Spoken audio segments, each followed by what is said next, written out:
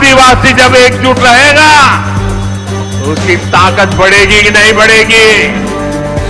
ताकत बढ़ेगी कि नहीं बढ़ेगी? अलग अलग जातियों में टूटने से आप सोचिए कमजोर हो जाएंगे कि नहीं हो जाएंगे। इसलिए मैं कहता हूं एक है तो सेफ है। अजीत पवार जी की जो पूरा सोच है और जो पूरा कैंपेन है, कंफ्यूज कैंपेन है। आप उन्हीं के साथ गठबंधन में बैठे हैं, आप उन्हीं के साथ, उसी महाझूठी गठबंधन के साथ आप सत्ता का मौज ले रहे हैं। आप उसी गठबंधन के चलते आपके ऊपर सारे ईडी सीबीआई केसेस खत्म हुए और अब आप कह रहे हैं ये विचारधारा चलेगी नहीं।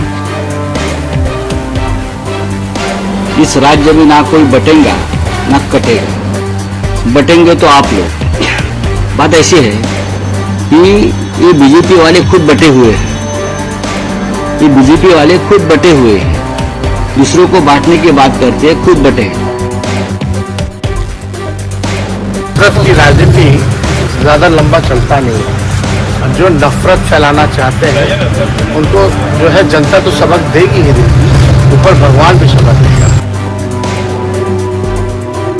बीजेपी एक जात को दूसरी जात, एक धर्म को दूसरे धर्म, एक प्रदेश को दूसरे प्रदेश बांटने का काम करते हैं। हरियाणा में जाट वर्सेस नॉन जाट, मणिपुर को जला दिया। हिंदू को मुसलमान से लड़ाएंगे, को हिंदुओं को, मुसलमानों को, क्रिश्चियन को बांटने की कोशिश करेंगे।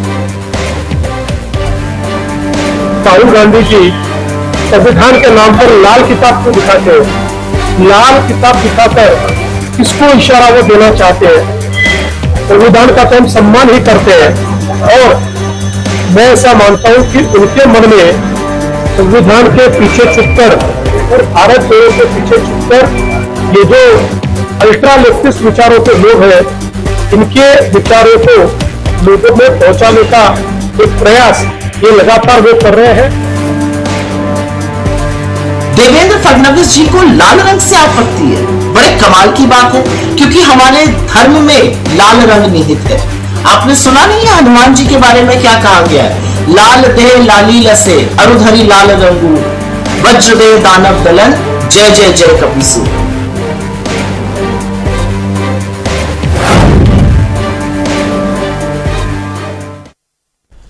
तो देश की सियासत जिस बटोगे कटोगे के इर्द गिर्द घूम रही है, उसी बटोगे कटे को लेकर एक नया बवाल छिड़ गया है। नया बवाल महाराष्ट्र की सियासत से सामने आया। जिस बटोगे कटोगे को लेकर बीजेपी आरएसएस अपना स्टैंड क्लियर कर चुकी है, उस पर अपने ही नाराज हो रहे हैं। अपने मतलब एनडीए के सहयोगी।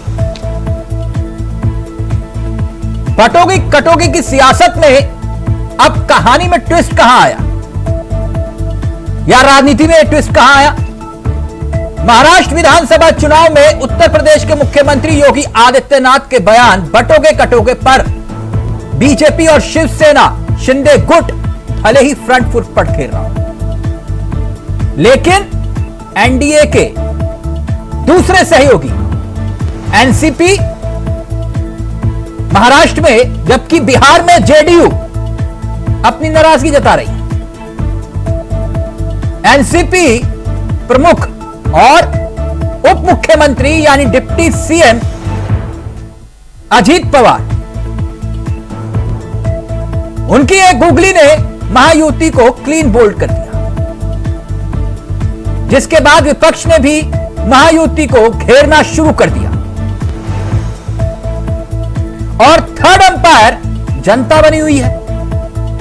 यह है सियासत का क्रिकेट, जो विधानसभा के चुनाव में तय करेगी कि अगली सरकार किसकी बनेगी, महायुति की या महाविकास आघाड़ी की। दरअसल अजीत पवार से जब योगी आदित्यनाथ के बयान पर जवाब मांगा गया, तो उन्होंने जो बयान दिया उससे स्टैंड उनका बिल्कुल क्लियर है,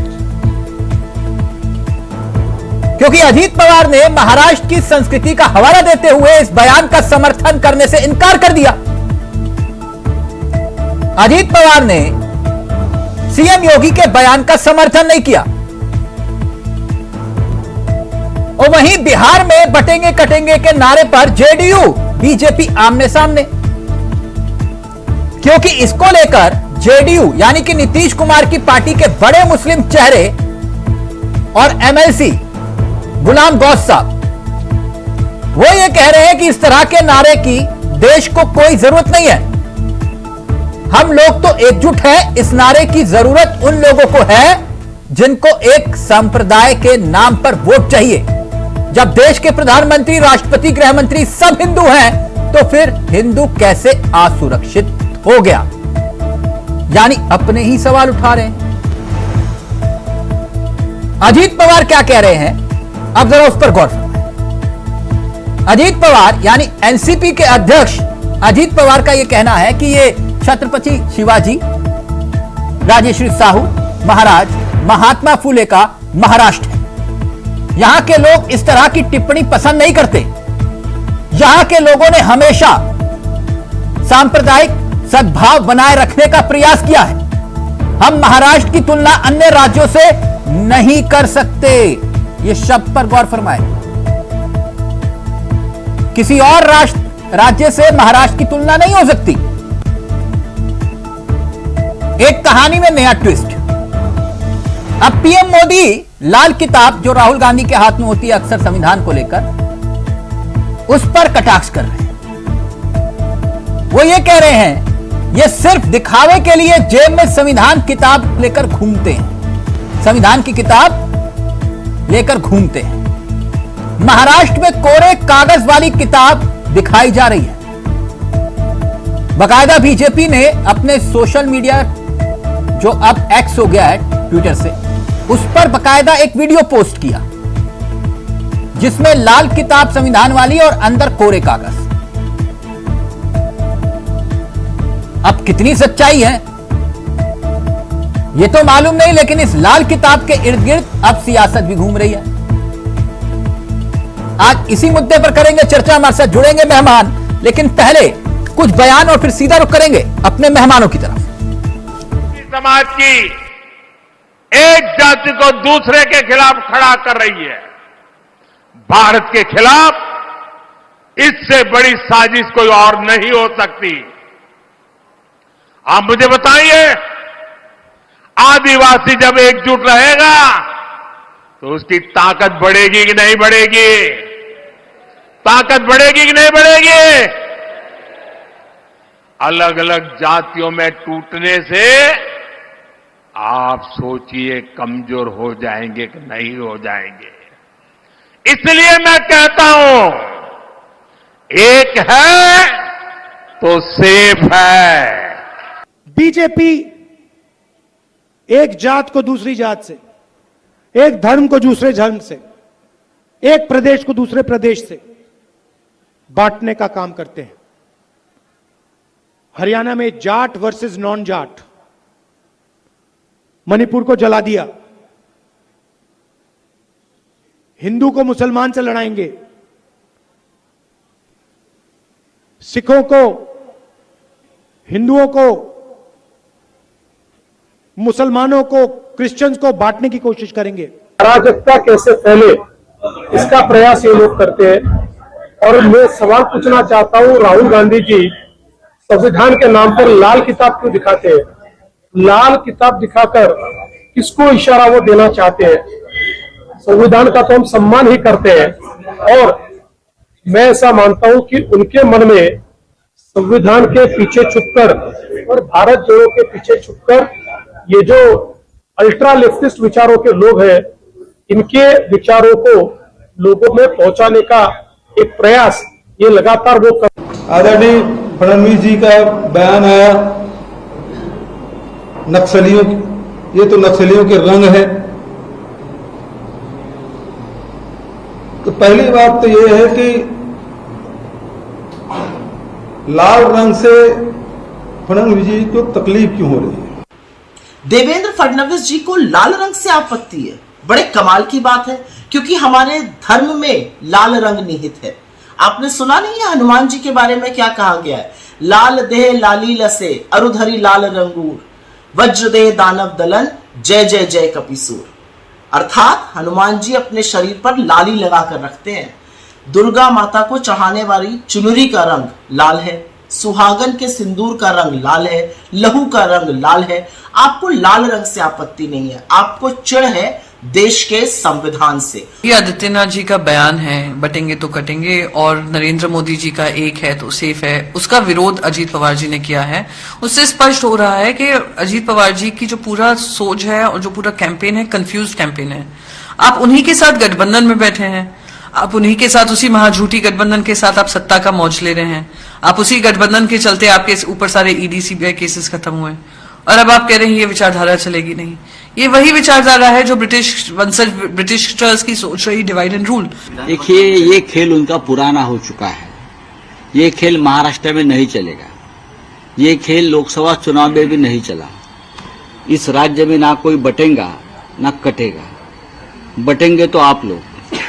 बात ऐसी है कि ये बीजेपी वाले खुद बटे हुए हैं, ये बीजेपी वाले खुद बटे हुए हैं, दूसरों को बांटने की बात करते हैं, खुद बटे हैं।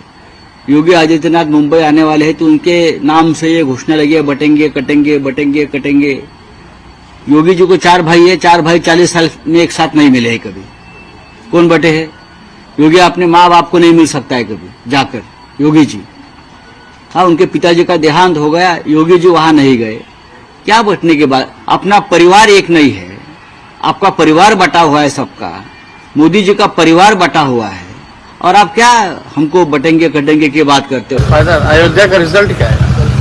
भगवान राम ने तो आशीर्वाद इंडिया अलायंस को दिया वहाँ। तो ये देखिए, ये सब चीज अब चलने वाला नहीं। नफरत की राजनीति ज्यादा लंबा चलता नहीं है। अब जो नफरत फैलाना, तो बटेंगे कटेंगे पर सियासत जारी है। सीधा रुख कर रहे हैं अपने मेहमानों की तरफ। आपको बता दें, डॉक्टर हरिनाथ उपाध्याय जी कांग्रेस के चेहरे हैं, राकेश जी हमारे साथ जुड़ गए हैं, सपा के चेहरे हैं, डॉक्टर परमवीर जी हमारे साथ हैं, राजनीतिक विश्लेषक, और चंद्रभूषण जी हमारे साथ बीजेपी के चेहरे हैं।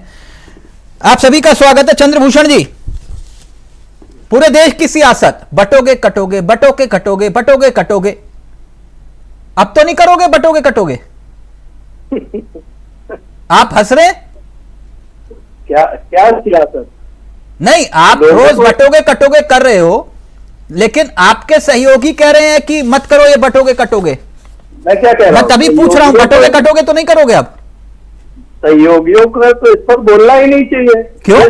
इस नारे में उनको कहीं डर दिखाई दे रहा हो।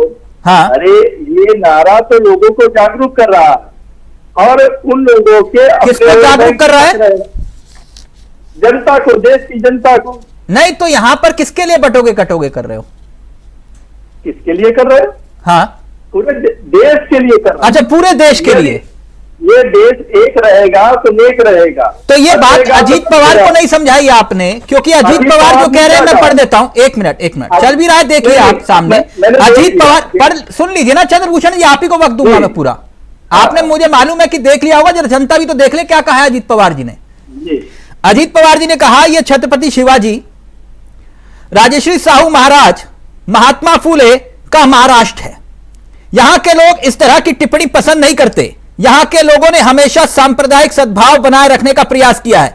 आप महाराष्ट्र की तुलना अन्य राज्यों से नहीं कर सकते। उनको पसंद नहीं आया आपका बटोगे कटोगे, वो कह रहे हैं कि यहां मत करो ये बटोगे कटोगे। जो ओवैसी साहब बोल रहे हैं, ओवैसी नहीं है, अजीत पवार ने बोला है। आपके गठबंधन के साथी एनसीपी के प्रमुख, जिन एनसीपी को 2 फाड़ किया गया था, उनमें से एक जो डिप्टी सीएम है अजीत पवार, उनकी बात कर रहा हूं। अजीत पवार ने ये तो किसने कहा है कि ये ऐसा मैं योगी आदित्यनाथ जी के कहे हुए संबोधन पर कह रहा हूं? अच्छा, ये उन्होंने एक जनरल बात कही। ठीक, आप उनके पूरे स्टेटमेंट को देखिए। नहीं, पूरा पढ़ रहा हूं। संदर्भ में नहीं, वो बाइट भी है, मैंने बाइट भी सुनी है। अच्छा, उसमें क्या कहा उन्होंने? कभी योगी आदित्यनाथ का नाम लिया और उतना रहे। देखिए, उनसे एक जनरल सवाल पूछा गया कि ये अभी ओवैसी के भाई आए हुए थे, छोटे ओवैसी। हाँ। उन्होंने कहा कि मुझे वक्त मिल जाए तो मैं ऐसा कर दूंगा, उनके पीछे आऊंगा, मैं तो मोदी और योगी के पीछे। तो ओवैसी को फॉलो कर रहे हो आप? ठीक, मैं क्यों फॉलो करूंगा? हाँ। भाई कोई ये कहेगा कि 15 मिनट के लिए पुलिस हटा लो, तो हाँ। मैं ऐसा कर दूंगा। तो इस नारे में किसी को क्या बुराई दिखाई दे रही? और अजीत पवार ने ये नारा डायरेक्टली कहीं पर भी आप कोई क्लिप हो दिखा दीजिए जिसमें ये कहा हो कि ये योगी आदित्यनाथ के उसके लिए मैं ये कह रहा हूं। तो ये क्यों कह रहे हैं कि भाई ये आप महाराष्ट्र की तुलना अन्य राज्यों से नहीं कर सकते? भाई एक चीज बताइए, महाराष्ट्र की तुलना जो लोग अन्य राज्यों से कर रहे होंगे वो उनके लिए कहा गया है। अच्छा, तो आपके लिए कुछ नहीं कहा गया है। वो राहुल गांधी जो महाराष्ट्र की तुलना दूसरे राज्यों से कर रहे हैं, हरियाणा से कर रहे हैं, अच्छा वो नागालैंड से कर रहे हैं, तो ये अच्छा यानी अजीत पवार का बयान तोड़ मड़ोड़ के पेश किया जा रहा है मीडिया की तरफ से आपके एकदम सत्य बात। अच्छा, एक मिनट भाई उनके मर्म को समझने का प्रयास करिए। राहुल गांधी ने आज क्या कहा कि हरियाणा में जाटों को बांट दिया। नहीं, राहुल गांधी पे भी मैं आऊंगा, जरा ये बटोगे कटोगे पूरी देश की सियासत चल रही है ना, तो मैं उसी पर ही हूं अभी। ये गुलाम गौस साहब हैं, एमएलसी जेडीयू के बड़े मुस्लिम चेहरे हैं। उन्होंने क्या कहा वो भी पढ़ देता हूं। उन्होंने कहा इस तरह के नारे की देश में कोई जरूरत नहीं है, हम लोग एकजुट हैं। इस नारे की जरूरत उन लोगों को है जिनको एक सांप्रदाय के नाम पर वोट चाहिए। जब देश का प्रधानमंत्री, राष्ट्रपति, गृह मंत्री सब हिंदू हैं तो फिर हिंदू कैसे सुरक्षित हो जाए? तो फिर हिंदू कैसे असुरक्षित हो गया? वो ये कह रहे हैं। बताइए सर, ये तो सीधे सीधे वो नारे पर सवाल उठा रहे हैं, तो ये भी तोड़ मरोड़ के पेश किया गया। नहीं, उनको नारे में क्या नजर आ रहा है? हिंदू एकजुट हो रहा है कि हिंदू बट रहा है? देखिए, इन लोगों की राजनीति जो 20% पर टिकी हुई थी, अब इन लोगों को यह समझ में नहीं आ रहा कि कौन उस 20% पर राजनीति करेगा। उस 20% पर कांग्रेस राजनीति करेगी, उस 20% पर जेडीयू राजनीति करेगी, उस 20% पर सपा राजनीति करेगी, उस 20% पर शिवसेना राजनीति करेगी। देखिए, इन लोगों को अपनी वोट बैंक और राजनीति जो है तो आप 80 की राजनीति कर रहे हो? आप 80 की कर रहे हो? हम तो 100 की कर रहे हैं। अच्छा, 100 और जो लोग ये कह रहे हैं कि इस नारे चंद्रभूषण जी, आप क्या कह रहे हो कि हम 100 की राजनीति कर रहे हैं, लेकिन ये जो आपने अभी कहा कि अजीत पवार ने ऐसा नहीं कहा, वैसा कहा, वैसा नहीं कहा, ऐसा कहा, तो संजय निरुपम वो ये कह रहे हैं अभी आपको ये नारा समझ में नहीं आएगा, बाद में पता चलेगा इस नारे का मतलब क्या है। देखिए, संजय निरुपम जी ने क्या बात कही? उन्होंने अजीत पवार दादा के बारे में क्या कहा? क्या उन्होंने? संजय निरुपम ने कहा कि अजीत पवार दादा को ये नारा अभी समझ में नहीं आ रहा होगा। हाँ। यदि संजय निरुपम को लग रहा है कि अजीत पवार दादा इस नारे के बारे में बात कर रहे हैं, संजय निरुपम की सोच है, तो मतलब ये सब कुछ सपने में चल रहा है। नहीं, फिर वही बात, यदि आप संजय निरुपम की बात कर रहे हैं और संजय निरुपम नहीं, तो फिर संजय निरुपम को यह क्यों लगा कि अजीत पवार जो है वो इस नारे की बात कर रहे हैं, और पूरे देश को यह क्यों लग रहा है कि वो इस नारे की बात कर रहे हैं, उसका खंडन भी नहीं कर रहे, सिर्फ चंद्रभूषण के सिवा छोड़ के? संजय निरुपम जी से पूछा जाना चाहिए क्यों? अच्छा, तो अजीत पवार से नहीं पूछा जाना चाहिए? अजीत पवार से तो सबसे पहले पूछा जाना चाहिए। मैं तो नहीं मानता हूं कि अजीत पवार ये नहीं। चंद्रभूषण जी, आप ये समझ में नहीं आया, आप कहना क्या चाह रहे हैं? मैं क्या कहना चाह रहा हूं जो आप समझ रहे हो? क्या बटोगे कटोगे करोगे आप? यदि महाराष्ट्र में आकर कुछ भी राहुल गांधी जातिवाद की राजनीति कर रहे हैं, वो भाषण में कह रहे हैं कि हरियाणा में इस तरह की ये चीज हुई, तो ये उपाध्याय जी, आप जातियों के आधार पर बांटने की सियासत करते हो। चंद्रभूषण जी कह रहे हैं कि उन्होंने ऐसा नहीं वैसा कहा, वैसा नहीं ऐसा कहा। मुझे नहीं पता चला कि किसने क्या कहा। मैं सब कुछ जो है हवा में चल रहा है। तिलक जी, लेकिन उपाध्याय जी, वो लाल किताब आपके पास है जो राहुल गांधी के हाथ में है? तिलक जी, पहले आप इतने दिन बाद आपकी आवाज जन्नाटेदार सुनने को मिल रही है, इससे हमको ऊर्जा मिल रही है, अब आगे बोलने जा रहे हैं आपकी आवाज सुनकर प्रेरित होकर।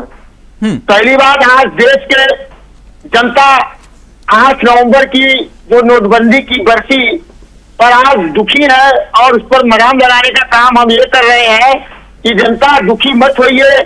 आपकी रोजी रोजगार अर्थव्यवस्था जो चौपट हुई है, इंडिया गठबंधन को जिताइए और इस अर्थव्यवस्था को मजबूत करके हम महंगाई से, बेरोजगारी से राहत देने का इंडिया गठबंधन के लोग काम करेंगे। उपाध्याय जी, दूसरी बात जो जी, असली अगला मौका तो 29 में मिलेगा। अब अरे भाई जहाँ जहाँ राज्य है वहाँ तो कुछ करेंगे। अच्छा। जहाँ राज्य में सरकार बनवाए वहाँ हम करेंगे।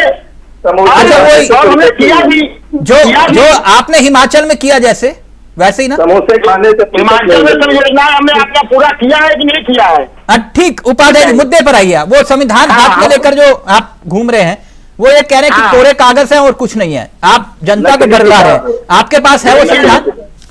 तिलक जी, हमारे संविधान का हमारे मन में, हम कांग्रेसियों के दिल में है संविधान। इनकी तरह कोरा कागज नहीं है हम लोगों का दिल। देशभक्ति के लिए जिस तरह से इनके शीर्ष नेताओं का अपने परिवार के लिए, अपने देश की जनता के लिए, अपने आदरणीय गुरु आडवाणी जी के लिए कोरा है पूरा, इसी तरह से ये संविधान को भी कोरा मानते हैं। ये संविधान को जलाने वाले लोग हैं, ये संविधान का अपमान करने वाले लोग हैं। ये हमको सिखाएंगे संविधान का सम्मान करना? ये झूठे हैं, बहुत झूठा पार्टी है भाजपा। देखिए जिस तरह से लोकसभा चुनाव के पहले से संविधान सुरक्षा और संरक्षण के लिए था, इंदिरा गठबंधन के वो क्या गलत कह रहे हैं कि आप जातियों के आधार पे बांट रहे हो? हम तो देश को कह रहे हैं एक रहो नेक रहो, आप तो रोज जातियों के आधार पे बांट रहे हो। वो यही तो कह रहे हैं। हमारे संविधान में कहा है कि बचोगे तो कटोगे। अरे भाई ये किसको बांटने की बात करते हैं, किससे जुड़ने की बात करते हैं? हम तो जुड़े हैं, बताइए हम किसको जोड़े? हम जो जोड़ने चले थे हम जोड़ा है, जोड़ने की बात करते हैं। जुड़ेंगे तो आगे बढ़ेंगे, हम जोड़कर कटने की बात नहीं करते हैं। ये जिस तरह से रोजगार को काटा है, जिस तरह से देश में सच्चाई जमाना था उसको काटा है, जिस तरह से इन्होंने किसानों गरीबों के हक अपने मित्रों को 15 लाख 16 लाख रुपया करोड़ एक किसान उद्योगपति मित्र का माफ करके जो हक काटा है उसकी बात हम करते हैं। क्या वो नहीं सकते? ये जातियों के आधार पर जो सियासत कर रहे हो वो देश के हित में है? जातियों के आधार पर हम कभी नहीं सियासत करते हैं। हम उसकी सियासत कर रहे हैं कि जो जातियों को, जिन वर्गों को भागीदारी नहीं मिल पा रही है, जिनको पावर नहीं मिल पा रही है, उसको हम देने की बात करते हैं। चंद्रभूषण जी, यानी कुल मिलाकर जल्दी से चंद्रभूषण जी, कुल मिलाकर अब इनकी पिच पर आकर खेलना शुरू कर दिया ना आपने। लेने की बात करते हैं, संविधान की बात कर रहे हैं। ये घबराए हुए हैं कि जो संविधान का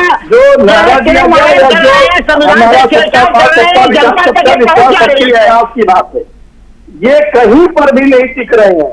ये हर राज्य में जाते हैं, नए मुद्दे, नई चीजें, वो एक किताब लेकर जिसमें कोरे कागज है। इन लोगों को जिन्होंने देश में इतने वर्षों तक आज ये किताब लेकर बैठे हैं, मतलब इनके लोगों ने संविधान का परिचय वो नहीं किया, संविधान का पालन नहीं किया। आज इनको वो किताब दिखाई पड़ रही है, तो इसलिए ये लोग ये कर रहे हैं। और वो महाराष्ट्र के लोग महाराजा भूमि में इन लोगों का कुछ करने वाला नहीं है। आपको यहाँ रंग से नफरत है, आपको यहाँ संविधान से नफरत है, आपको लाल टोपी से नफरत है। आप क्या कर सकते हैं संविधान? विचारधारा के लोगों ये क्या चाहते हो? कोई लाल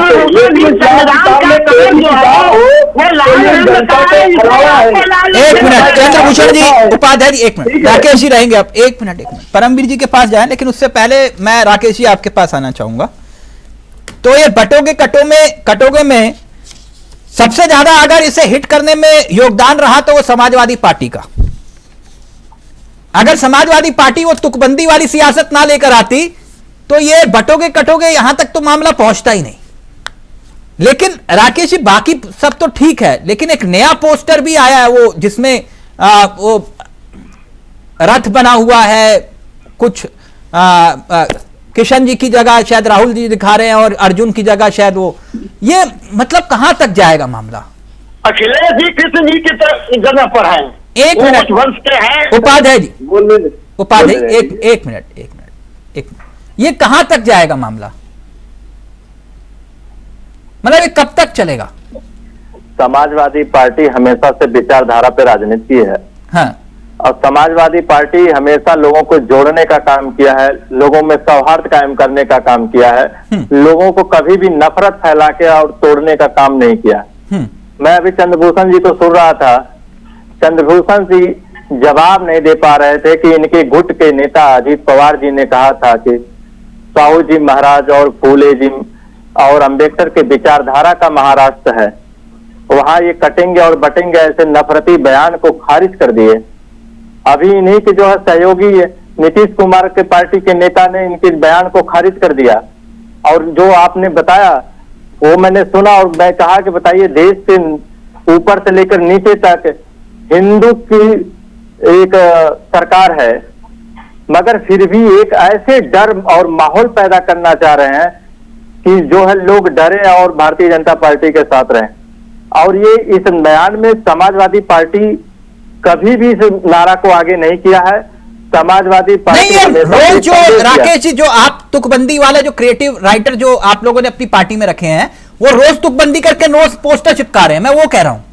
तिलक जी, मैं आपको बहुत शालीनता से कह रहा हूं कि अगर मैं जिम्मेदारी से कहूं तो इसे सबसे ज्यादा हवा अगर कोई दिया है तो मीडिया दिया है। मीडिया में मैं खुद 41 अच्छा, ये मीडिया की वजह से हुआ सब कुछ? नहीं, 41 डिबेट में मैं अभी तक बैठ चुका हूं। हाँ। कटेंगे बटेंगे सिर्फ मुद्दे पे। हाँ।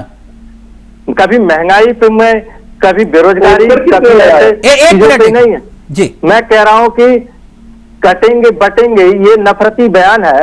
अभी चंद्रभूषण सिंह ये जवाब नहीं दे पाए। राकेश, मैं तो सीधी सपाट देखिए कौन क्या दिखा रहा है क्या नहीं चला रहा, मैं उस विषय में जाता ही नहीं।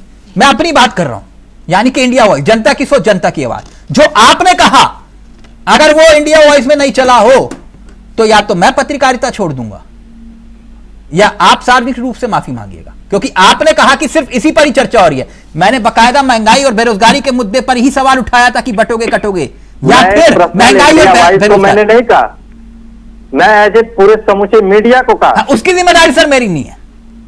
नहीं, वो जिम्मेदारी मगर देश की मीडिया चौथा स्तंभ है। मैं आपसे सिर्फ एक सवाल का उत्तर चाह रहा हूं राकेश जी, आप बहुत विद्वान प्रवक्ता हैं, मुझे ये बताइए कि पीडीए में जुड़ेगा कैसे?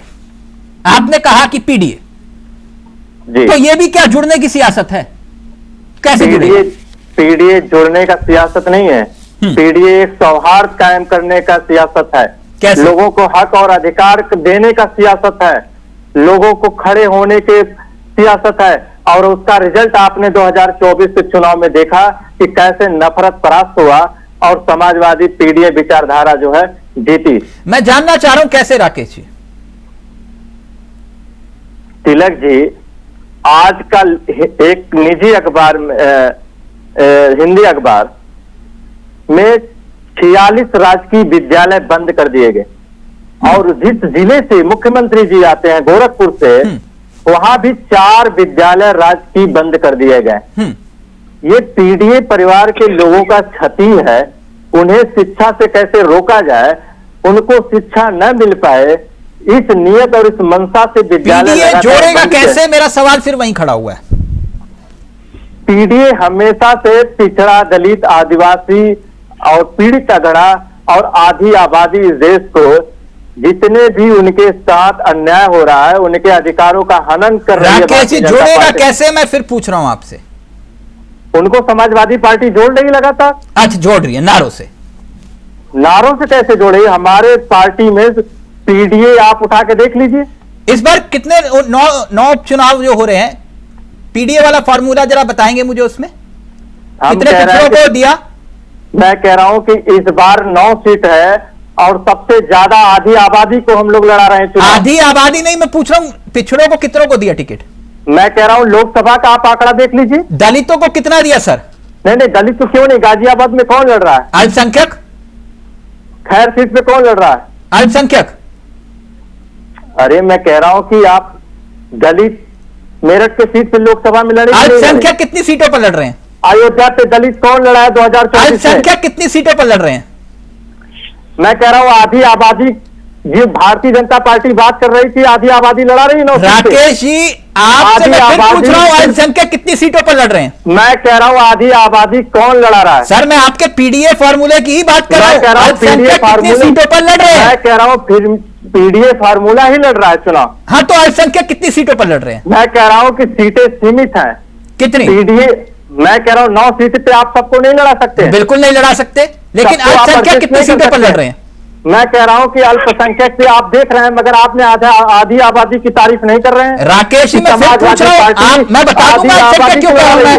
आप एक बार उत्तर तो दीजिए, अल्पसंख्यक कितनी सीटों पर लड़ रहे हैं?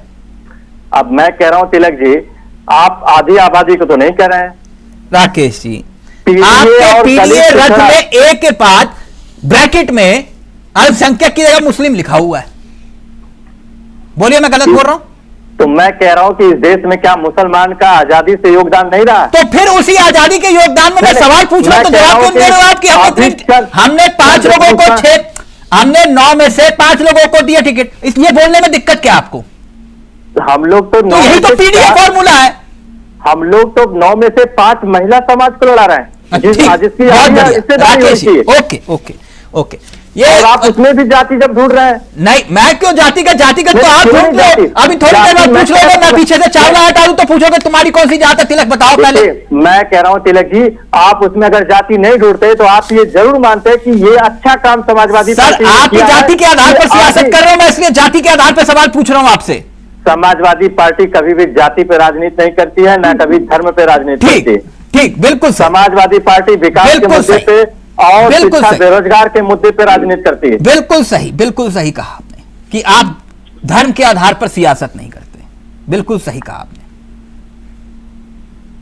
क्यों आखिरकार गौरवान्वित महसूस होता था मुलायम सिंह यादव को जब उन्हें कोई मुल्ला मुलायम कहता था? मैं कह रहा हूं ये भारतीय जनता पार्टी के नफरती बयान थे। अच्छा, अभी चंद्रभूषण जी कह रहे डॉक्टर परमवीर जी, आप मुस्कुरा क्यों रहे हैं? ये कौन नहीं कर रहा बटोगे कटोगे की सियासत? मैं कह रहा हूं अभी चंद्रभूषण सिंह बताइए, देश की सबसे महत्वपूर्ण संविधान को जिसको प्रधानमंत्री माथे लगा के चूमते थे, उन्हें एक किताब कर रहे हैं। राकेश जी, अभी रुकिए ना, उस पर भी मैं आऊंगा। आप मेरे यहाँ तराजू सबके लिए बराबर है। अभी रुकिए ना आप 1 मिनट। परमवीर जी, क्यों मुस्कुरा रहे हैं? वजह कौन नहीं करा बटोगे कटोगे सियासत? तिलक जी, अभी जब बात कर रहे थे सब लोग, महानुभाव लोग, तो एक गूगल करते हुए एक तुर्की भाषा की कहावत मेरे सामने आई थी, वो यहाँ पे फिट बैठती है।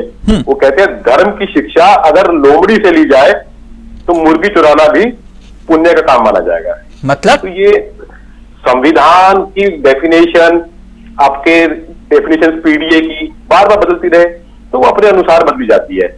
अभी आप बार बार पूछ रहे थे कि कितने मुस्लिमों को टिकट दिया। मैं बताता हूँ, मेरे पास में सीट है, मीरापुर उपचुनाव होना है, वहां पर एक परिवार है, इधर लोकल में नाम नहीं लूंगा, वो बहुत पुराना राजनीतिक परिवार है, मुस्लिम परिवार है, पैसे वाले लोग हैं।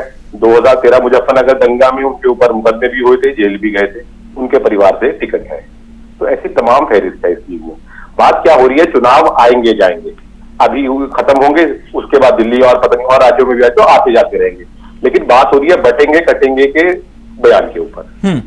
एक दो विश्व में 2 जगहों पे युद्ध चल रहा है इस समय, इजराइल और फिलिस्तीन, और जितना वो लेबनान सबसे लड़ रहे हैं वो लोग, यूक्रेन और रशिया लड़ रहे हैं। तो दोनों जगह मानवता की हत्या हो रही है, ये मेरा मानना है, आपका भी मानना, सबका मानना है। लेकिन रूस यूक्रेन का युद्ध होता है तो हमारे यहाँ पे लोगों को दर्द नहीं होता, लेकिन इजराइल फिलिस्तीन में बड़ा दर्द होता है, पहले दिन से हो रहा है। अभी हिजबुल्ला के कमांडर मारे गए, तो हमारे यहाँ यूपी में, भारत के कई राज्यों में, अन्य जगहों पर विरोध प्रदर्शन भी हुए। तो उनसे क्या रिश्ता है? एक नारा है, तेरा मेरा रिश्ता क्या, आगे शायद मैं नाम बोलना पसंद नहीं करूंगा, तेरा मेरा रिश्ता क्या, गूगल कर लीजिए। तो ये नारा जोड़ता है। अब ये नारा तो जोड़ता है, लेकिन बटेंगे तो कटेंगे के नारा काटता है।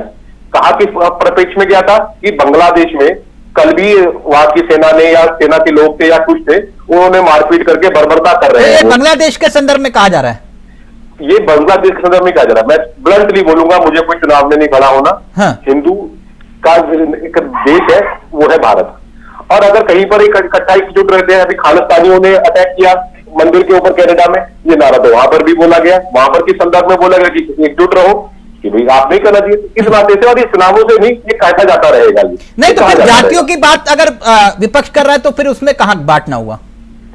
जातियों की बात में काटना सर क्या ऐसे हुआ, थोड़ा सा इतिहास में जाना पड़ेगा, फिर मुस्कुराहट बढ़ जाएगी तो पुरानी पुरानी बातें कहते हैं।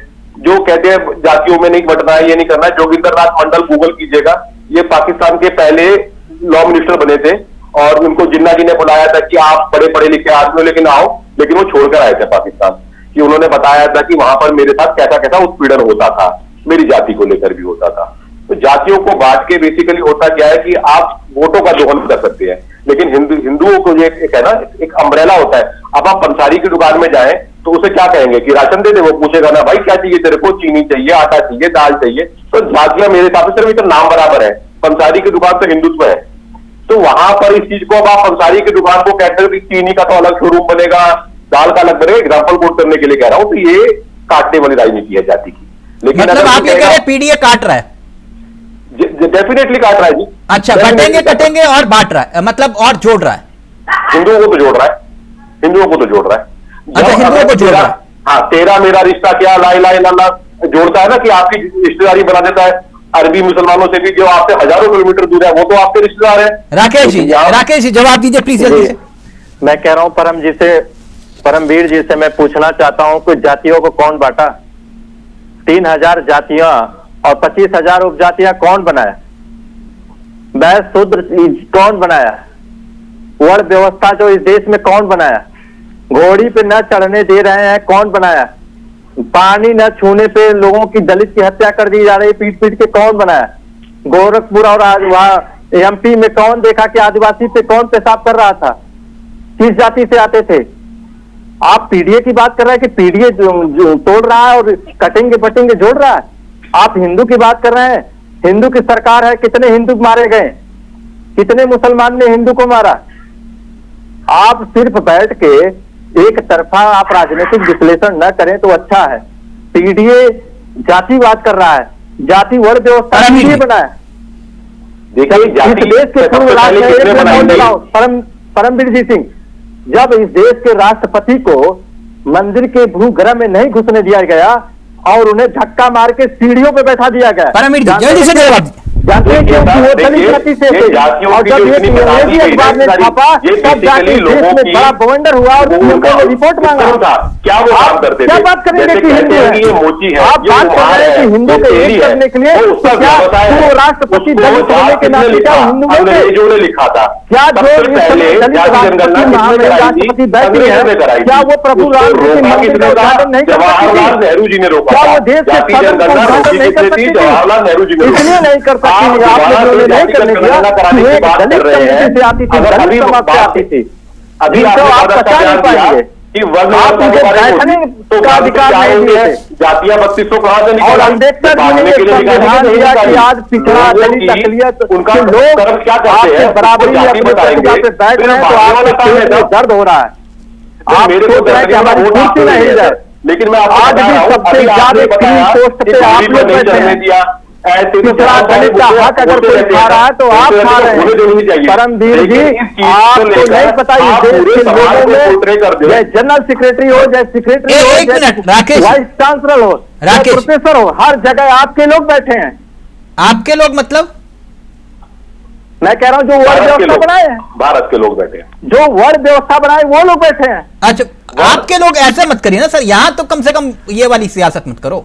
तिलक जी मैं कह रहा हूं नहीं, आप भी राकेश आप भी हमारे भाई हैं। ना आप भी हमारे भाई हैं, चंद्रशेखर जी भाई हैं, उपाध्याय जी, परमवीर जी, ऐसा मत करिए ना कि आप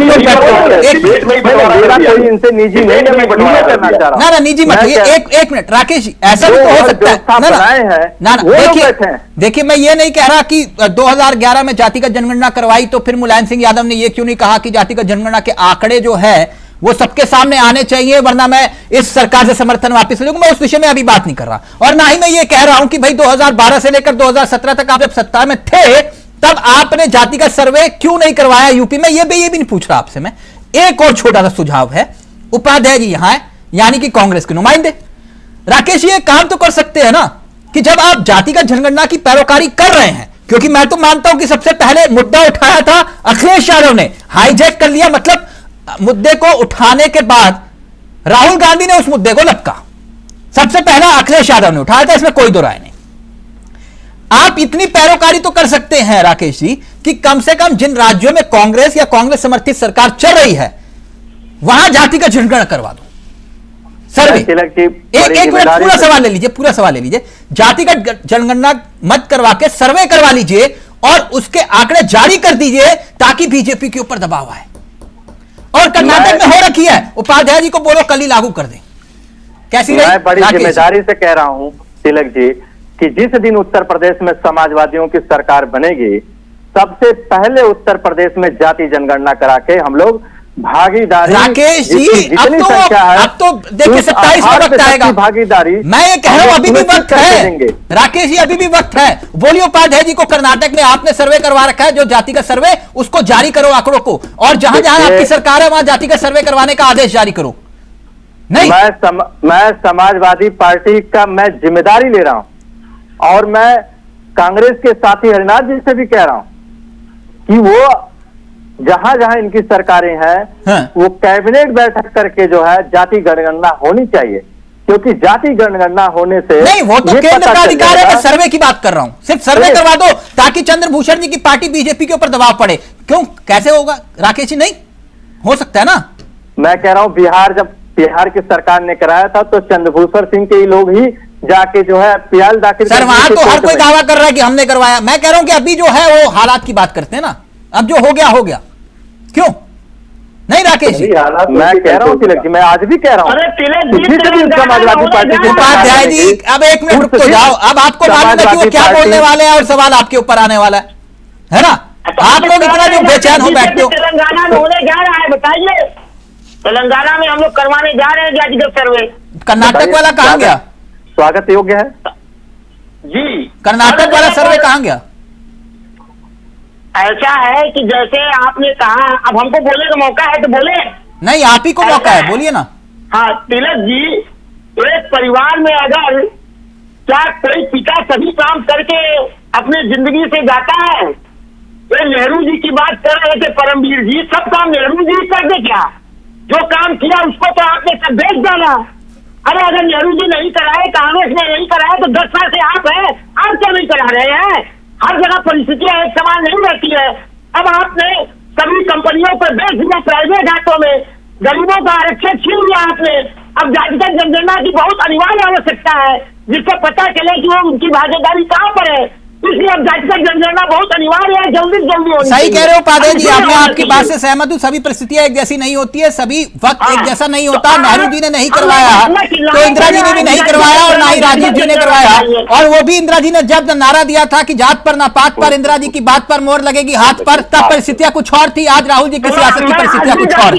बिल्कुल सही कहा आपने। खैर परमवीर जी जल्दी से जवाब दीजिए, फिर चंद्रभूषण जी आओ। नेहरू जी ने बहुत अच्छा काम किया था। हर्बर्ट रिस्ले सेंसस कमिश्नर जिसने ये करा था, उसको ये ऑन रिकॉर्ड है, उसको लिखकर गया था कि किसी व्यक्ति का वर्ग के हिसाब से नहीं, उसका उपनाम भी लिखकर रजिस्टर करना है। हर्बर्ट रिस्ले ने बांटने के लिए किया था, सेंसस कमिश्नर था। नेहरू जी ने सबसे अच्छा काम किया था, आते ही उस जनगणना का काम रोक दिया था। नेहरू जी ने बहुत अच्छा काम किया था, जिससे कह रहा हूं उन्होंने रोक दिया था कि जातिगत जनगणना नहीं करनी है, जिससे देश में बंटवारा हो। उसको लगातार इंदिरा गांधी जी ने माना, उसको लगातार राजीव गांधी जी ने माना। अब चुनावी परिस्थितियां ऐसी हैं कि दोबारा से फायदा मिल सकता है, तो बात उठाई जा रही है। आप तो इतिहास को झूठ से परोसते हैं। नेहरू जी ने अरे वाह वाह, नेहरू जी होते तो जवाब देते। झूठ परोस रहे हैं, किताबें आपने नहीं पढ़नी है, गूगल आपने नहीं पढ़ा है, झूठ परोस रहे हैं। अरे भाई साहब, मैं भी बात झूठ बोल रहा हूँ, आप मेरे ऊपर दावा कर सकते हैं कि नेहरू जी ने नहीं रोकी। नेहरू जी ने नहीं रोकी थी क्या? मैं क्या झूठ बोल रहा हूँ इसमें? इंदिरा जी का नारा नहीं था क्या, जो तिलक जी बोल रहे थे कि जात पे इंदिरा जी का नारा नहीं था? मैंने क्या झूठ बोला है इसमें? भागीदारी बढ़ा दीजिए, हम बचेंगे टके का नारा थोड़ी देते हैं कभी। आप गोल को चेंज कर दीजिए। बात हो रही थी इंदिरा गांधी जी की जाति के जनगणना की, आप बताओगे तो ऊपर आ गए। बात क्या है, अभी कंफ्यूजन में हो सर आप। एक मिनट अभी एक मिनट उपाध्याय जी, ना बांटने की सियासत से आपने क्योंकि नेहरू जी का जिक्र किया और उस वक्त की याद दिलाई, तो मैं चंद्रभूषण जी के पास जा रहा हूं एक बात कहते हुए कि 1948 ये वो वक्त था जब हिंदू कोड बिल आया। जब बांटने की सियासत का आपने जिक्र किया, मैं इसलिए ये विषय लेकर आया। हिंदू कोड बिल जब आया 1948 में, जब पेश किया गया था, डॉक्टर भीमराव अंबेडकर ने इसका प्रस्ताव रखा था, तब इसके साथ आपने मुस्लिम कोड बिल क्यों नहीं लेकर आए? इसका उत्तर भी देना चाहिए। तो बांटने की सियासत की कहानी की दास्तान वहां से भी शुरू होती है कि जब आप हिंदुओं के कोड बिल के जिक्र करते हो, तो फिर मुस्लिम कोड बिल लाने में क्या दिक्कत थी? विरोध तो हिंदू कोड बिल का भी था, मुस्लिम कोड बिल लाने की क्या क्यों नहीं लेकर आए फिर? देखिए हमारे तो फिर वहां से कौन सा भाईचारा बढ़ रहा था? तिलक जी, ये था ना उपाध्याय जी, मैं गलत तो नहीं कोड कर रहा ना? नहीं देखिए चावला जी, अरे तिलक जी, हमारी हिंदू परंपराओं में ये प्राचीन काल से चला आ रहा है, एक पत्नी विवाह, एक पति विवाह की परंपराएं। जब मुस्लिम धर्म में ऐसा नहीं है तो हमारे धर्म में ज्यादा जरूरत थी कि अच्छा, तो इसलिए हिंदू कोड बिल लेकर आए, मुस्लिम कोड बिल नहीं लेकर। वाह उपाध्याय जी, वाह उपाध्याय जी। महिलाओं को हक देने के लिए, हिंदू महिलाओं को हक देने के लिए राहुल गांधी थी उसका कायम रहे। हम अपने महिलाओं और लड़कियों को सम्मान देने के लिए तो हमने तो सब काम किए भाई। अच्छा ठीक है, आज जातिगत जनगणना क्यों नहीं करा रहे चंद्रभूषण जी, बताइए कराएंगे कि नहीं कराएंगे इस बार? जातिगत जनगणना होने जा रहा है, इसमें कराएंगे चिंता है मुझे सबकी भागीदारी का पता करेंगे। उस राहुल गांधी के परिवार की जनगणना क्या कराएंगे? इसके पहले लोग कितने जनगणना बढ़ी नहीं रही है, अब कितने राहुल गांधी जी के परिवार की जनगणना क्या होगी? वहाँ तो आगे मतलब चंद्रभूषण जी क्यों व्यक्तिगत आप इस तरह की बातें कर रहे हैं? नहीं चंद्रभूषण जी, राहुल जी क्या मतलब है? जातिगत जनगणना की बात होगी, आप कह रहे हो राहुल जी? सर ये कोई सवाल का उत्तर नहीं हुआ चंद्रभूषण जी, नहीं प्लीज इस तरह की चर्चा नहीं। एक मिनट प्लीज, परिवार में कोई होगा नहीं तो जनगणना क्या होगी? राहुल गांधी जी के परिवार के 2 लोग शहीद हो गए देश के लिए, क्या इसे भी परिवार के लिए शहीद हो? अरे परिवार होगा तब जनगणना होगी, जब परिवार ही नहीं होगा तो जनगणना क्या होगी? परिवार की बात कर रहे हैं भाई। चंद्रभूषण जी सवाल क्या था, उत्तर क्या दे रहे हैं आप? और क्यों व्यक्तिगत हो गए? राहुल गांधी के बिना आप चर्चा पूरी नहीं कर सकते? नहीं, राहुल गांधी की बात नहीं है ये, जो नहीं तो आप व्यक्तिगत टिप्पणी कर रहे हैं ना, इन्होंने ऐसा किया। नहीं चंद्रभूषण जी एक मिनट प्लीज, ऐसे व्यक्तिगत हमले मत करिए, निजी हमले नहीं प्लीज, गलत बात। मैंने परिवार की बात करी, ये भी किसी के परिवार में 5 मेंबर होंगे, 10 मेंबर होंगे, जनगणना होगी ना। राहुल गांधी का परिवार नहीं है क्या? फिर वही बात, राहुल गांधी के सिंगल परिवार है ना, राहुल गांधी सिंगल परिवार है।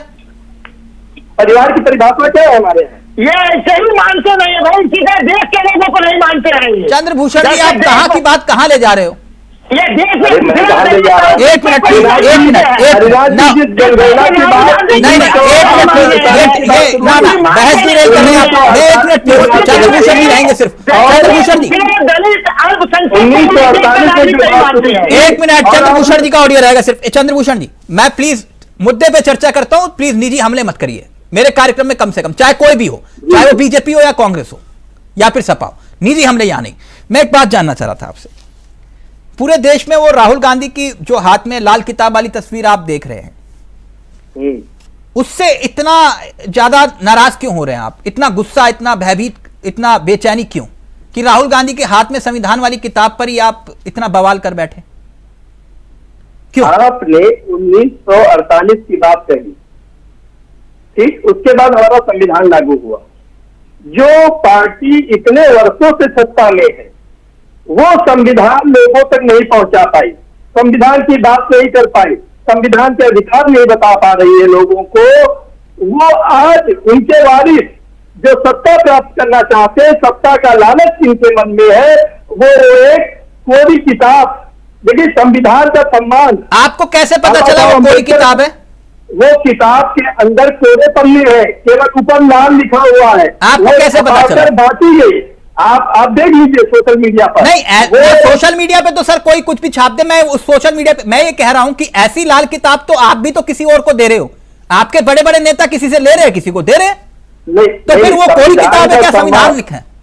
सुनिए मेरी बात, संविधान की मूल प्रति को राहुल गांधी जिस तरह की एक पॉकेट बुकलेट बनाकर घूम रहे हैं, वो उसका अपमान कर रहे हैं, आप समझ लीजिए। मतलब जो दे रहे हैं फिर वो जो आपके बड़े नेता एक दूसरे को दे रहे हैं, ले रहे हैं, वो नहीं। आप सम्मान संविधान की प्रति लीजिए, आपको पार्लियामेंट से भी मिलती है और जगह से भी मिल रही है, हाँ। लेकिन राहुल गांधी जी जो वो कह रहे हैं ये मेरी जेब का संविधान, नहीं आप कह रहे हो ना हम ये संविधान वाली तस्वीरों से डर नहीं रहे, भयभीत नहीं हो रहे, तो फिर इसे मुद्दा क्यों बना रहे हो? मैं ये जानना चाह रहा हूं, इतना डर क्यों? तिलक जी आप ये बताइए, 70 वर्षों से जिन्होंने इस देश पर शासन किया, 10 वर्ष तक मनमोहन जी ने चुपचाप रह के शासन किया, उन्होंने संविधान की किताब क्या नहीं बता रहे थे? तब ये लोग कहाँ सो रहे थे? आप ये बताइए सर। आपने कहा ना कि शहरी ना आपने अर्बन नक्सलियों से समर्थन लेने के लिए लाल किताब दिखाने का आरोप लगाया।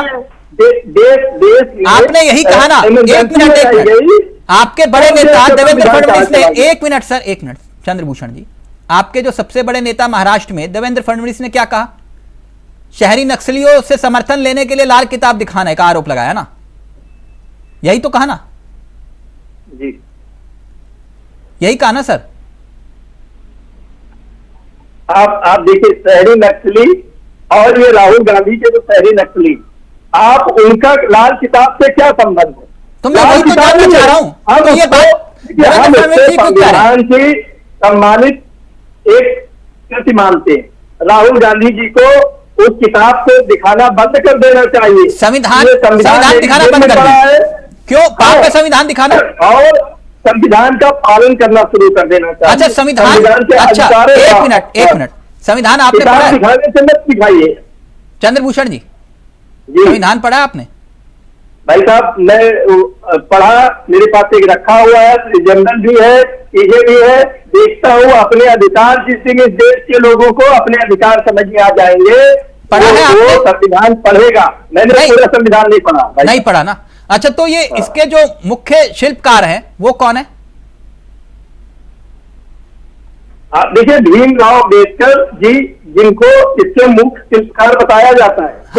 जिनको इसमें ये कहा जाता है वो पूरी संविधान सभा के अध्यक्ष थे, जिन्होंने और लोगों को मिलकर इसकी संरचना बनाई थी। इसमें भारत, इसमें एक मिनट, इसमें भारत में कानून के जो क्षेत्र के सबसे प्रतिष्ठित व्यक्ति थे के वेणुगोपाल जी, उनकी प्रस्तावना है ना? है ना सर? 2017 से 22 के दौरान भारत के अटॉर्नी जनरल थे, है ना सर उसकी प्रस्तावना? जी। तो ये लाल रंग से इतनी तकलीफ क्यों होने लगी आपको? फिर वही बात हो गई, लाल रंग से कोई व्यक्ति, अच्छा हमारी जो ये है किताब, संविधान पुस्तक है या जो संविधान की हमारी किताब है, जो मेन प्रति है, या वो क्या किस कलर की है? हाँ बताइए ना, आपके पास तो है ही। आप बताइए ना किस कलर? नहीं मुझे नहीं मालूम, आप पढ़े हैं संविधान कह रहे हो तो आप कह रहे हो आपके पास, तो बताइए। वो नीले कलर का है। नीले कलर का है? हाँ, और उसको पूरी तरह से आप मूल प्रति में, देखिए इस बार इस सरकार ने जो संविधान, जितने भी हमने नीले कलर का संविधान है, ठीक है? ये कौन सा संविधान पढ़ रहे हैं आप? एक चीज बताइए, आप किसी भी किताब का आवरण होता है, ठीक है, आवरण से किताब पहले पहचानी जाती है, ये कौन सी किताब है? राहुल गांधी उस आवरण को बदलना चाहते हैं। राहुल गांधी उन अधिकारों की बात नहीं कर रहे। मुझे एक बात बताइए, अच्छा आपने कहा अर्बन नक्सली, आप बार बार कह रहे हो अर्बन नक्सली, और राहुल गांधी को इशारों में अर्बन नक्सली कह रहे हैं आप, तो ये अर्बन नक्सली का मतलब क्या है? किसे कहते हैं अर्बन नक्सली? जो व्यक्ति बाहरी आवरण से प्रोपेगेंडा फैलाने का काम करता हो, जो मूल अधिकारों को ना जनता के बीच में बताए, ना उनको माने, ना उसने 70 वर्षों में क्या संविधान के मूल अधिकारों जनता के बीच में इसके लिए काम किया क्या? नहीं, अर्बन नक्सली कहते किसे, मैं ये पूछ रहा हूं चंद्रभूषण जी। अरे आप उनसे ज्यादा जानते हैं अर्बन नक्सली। नहीं मैं नहीं जानता, आप बताइए ना क्या होता है अर्बन नक्सली? मुझे इसमें बताने की क्या आवश्यकता है? नहीं बताइए तभी तो पता चलेगा कि अर्बन नक्सली होता है। राहुल गांधी के अर्बन नक्सली क्या क्या बोलते हैं, क्या क्या कहते हैं? सर आप कह रहे हो ना अर्बन नक्सली, तो मैं आपसे पूछ रहा हूं अर्बन नक्सली किसे कहते हैं? देश के टुकड़े करने वाले कौन है? कौन है आपको पता नहीं? ये अर्बन नक्सल कौन, किस तरह का ये किताब लेकर या काम कर रहे हैं? आप पढ़ते हैं, अच्छे नेता हैं, पढ़ाई लिखाई करते हैं। केंद्र सरकार यानी कि केंद्रीय गृह मंत्रालय ने 9 फरवरी 2022 और 11 मार्च 2020 को संसद को यह बताया था कि भारत सरकार इस शब्द का इस्तेमाल नहीं करती है। भारत सरकार नहीं करती, आप करते हैं। हिंदी शब्दकोश में ऐसे हजारों लाखों करोड़ों शब्द है, यानी भारत सरकार नहीं करती, आप अर्बन नक्सली कह रहे हो और बता नहीं रहे अर्बन नक्सली का मतलब क्या है। मैं क्या कह रहा हूं, आप भारत सरकार के किसी भी शब्द को ठीक, उसकी एक संसदीय ठीक, जल्दी से उपाध्याय जी फाइनल कमेंट और राकेश जी आपका फाइनल कमेंट होगा। ओके ओके उपाध्याय जी, उपाध्याय अब ये संविधान वाले मामले में तो आप भी फंस गए। वो बता रहे कि भाई देख लो ये अंदर मामला कोरे कागज का है, आप लोग झूठ बोल रहे हो, जनता को गुमराह कर रहे हो। तिलक जी कोई कोरा कागज नहीं है, ये लोग झूठ बोलते हैं। जिस तरह स्वामी विवेकानंद के मामले में नहीं किया, बंधन नहीं किया, वो झूठ बोला, पकड़ा गया। इनके आईटी सेल के जो अमित मालवीय जी है बार बार डांट खाते हैं, जो है गूगल से, तो कभी जो है उससे नेट से, आज से यूट्यूब पर और फेसबुक से डांट खाते रहते हैं। बात करिए हमारा संविधान जो राहुल गांधी जी संविधान की किताब है, देखिए महाराष्ट्र में इनके राकेश जी फाइनल कमेंट आपका। राकेश जी, राकेश जी एक मिनट, एक मिनट, संविधान पर हमला कर रहे हैं। राकेश जी फाइनल कमेंट आपका। भारतीय जनता पार्टी के लोग संविधान से इतना भयभीत और घबराए इसलिए हुए हैं कि उसमें आम जनमानस का अधिकार लिखा हुआ है और कैसे वो अधिकार लोगों का इस्तेमाल करना है और कैसे समता और समानता देश में बैठना है और कैसे लोगों को एक नागरिक, अच्छे नागरिक बनाना है, इसलिए वो संविधान में लिखा है। उनसे डर इसलिए है।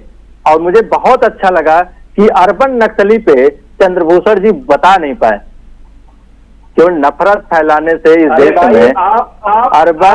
अच्छा मैं तो पूछ रहा हूँ, परिवार से पूछ रहा हूँ भाई, आप संविधान रखे भी हैं और संविधान 10 सेकंड परमवीर जी आप बताने अर्बन नक्सली के बारे में बार बार बात हो रही थी सर। आप दंतेवाड़ा में सीआरपीएफ के जवानों के ऊपर हमला होता है, वो शहीद हो जाते हैं, इसके लिए नक्सलियों की वाहवाही में दिल्ली के विश्वविद्यालय में खुशी मनाई जाती है, वो अर्बन नक्सली होते हैं। पुलवामा में सीआरपीएफ काफिले पर हमला होता है, एक कोई पत्रकार है इससे कमेंट करते हैं ट्विटर के ऊपर, हाउ द जैश, वो अर्बन नक्सली है। चीन के साथ युद्ध हुआ था 1962 में, तो वहां पर एक पार्टी थी जो, यानी परमवीर जी की मैं बात समझ गया। चलते चलते जो परमवीर जी बात कह रहे हो उपाध्याय जी, वो ये कह रहे हैं कि भाई जो पाकिस्तान अगर हिंदुस्तान पर जो हमला करवाता था, वो पाकिस्तान के लोग आकर थोड़ी ना करते थे, वो तो स्लीपर सेल ही होते थे ना। उन स्लीपर सेल जिनको, एक मिनट रुके ना उपाध्याय जी, एक मिनट, यानी जो स्लीपर सेल जो हमारे यहां का खाते थे और गाते कहीं और का था, उसामा जी कहते थे, है ना, जो कहते थे उसामा जी, तो इस टाइप के लोगों को अर्बन नक्सली कह रहे हैं। पाकिस्तान में उनकी नवाब शरीफ की लड़की, वक्त इजाजत नहीं दे रहा, लेकिन बात अब महाराष्ट्र की लड़ाई जाति धर्म पर आ गई है। आप देखिए आगे आगे होता है क्या। फिलहाल बहुत बहुत शुक्रिया आपका, राकेश जी आपका भी, उपाध्याय जी, चंद्रभूषण जी और परमवीर जी आपका भी बहुत बहुत शुक्रिया। फिलहाल मुझे दीजिए इजाजत। नमस्कार, जय हिंद, जय भारत।